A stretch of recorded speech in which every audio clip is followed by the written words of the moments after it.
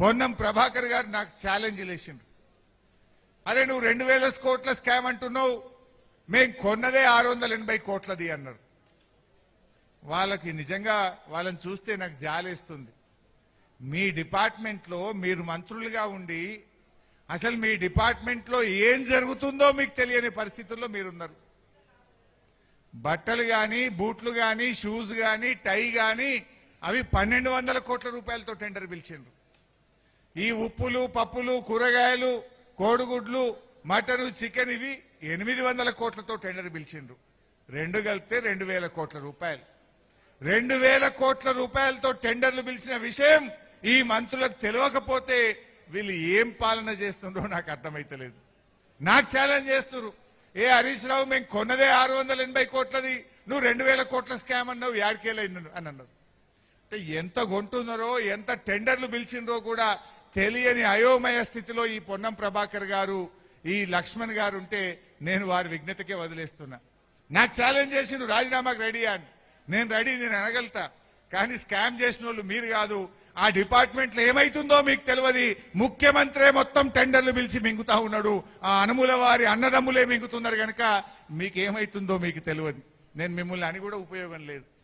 వీళ్ళ కనీసం వాళ్ళ డిపార్ట్మెంట్లో ఎంత టెండర్లు పిలిచిండ్రో, ఎంత మింగినరో కూడా తెలుస్తలేదు. రేవంత్ రెడ్డి మాట్లాడితే అంటుండే 1 కోటి మంది మహిళల్ని కోటీశ్వరులను చేస్తా అన్నాడు. 1 కోటి మంది మహిళలు కోటీశ్వరులు కాలే, యనుముల వారి 4 అన్నదమ్ములు మాత్రం కోటీశ్వరులు అయినరు. మీ 4 మాత్రం కోటీశ్వరులు అయినరు.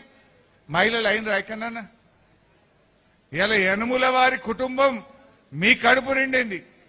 మహిళలు, పేదలు, రైతులు వాళ్ళ కడుపు మాత్రం ఎండుతా ఉన్నది. అరేగా కూలీలకు ఇస్తాను, ఉపాధి హామీ కూలీలకు మేము సంవత్సరానికి 12,000 ఇస్తామని 3 బడ్జెట్లలో చెప్పిండ్రు. 2024-25 బడ్జెట్లో చెప్పిండ్రు, 2025-26 బడ్జెట్లో చెప్పిండ్రు, మొన్న 2026-27 బడ్జెట్లో చెప్పిండ్రు. బడ్జెట్ల బట్టి గారు చదువుడు, వీళ్ళు బల్లలు కొట్టుడు, పైసలు మాత్రం వత్తలు వచ్చినాయా కూలీలకు? ఎక్కడన్నా కూలీలకు ఇందిరమ్మ ఆత్మీయ భరోసా పేరిట ఏడాదికి 12,000 రూపాయలు ఇస్తామన్నారు. ఏ కూలీకి కూడా 1 రూపాయి వచ్చిన పరిస్థితి లేదు. అంటే బడ్జెట్ల చదువుడు, బల్లలు కొట్టుకున్నట్లే ఉండదు తప్ప పేదవాడి కూలీ కడుపు నిండింది లేదు, 12,000 రూపాయలు పడ్డది లేదు. కానీ యనుముల వారి కుటుంబం వాళ్ళ ఖజానా నిండుతున్నది, వాళ్ళ కడుపులు నిండుతున్నాయి.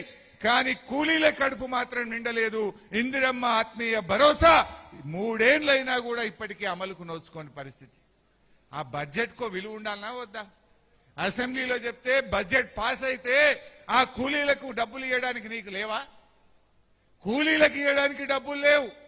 కానీ రేవంత్ రెడ్డి మొన్న ఎంసీహెచ్ఆర్డీలో 100 కోట్ల రూపాయలతో క్యాంప్ ఆఫీస్ కట్టిండు.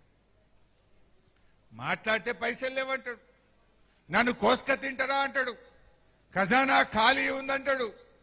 ఖజానా ఖాళీ లేదు, రేవంత్ రెడ్డికి మనసు లేదు. ఇవాళ ఫ్యూచర్ సిటీలో 100 కోట్ల రూపాయలతో రేవంత్ రెడ్డి క్యాంప్ ఆఫీస్ కట్టుకున్నాడు. ఎంసీహెచ్ఆర్డీలో 100 కోట్ల రూపాయలతో క్యాంప్ ఆఫీస్ కట్టిండు.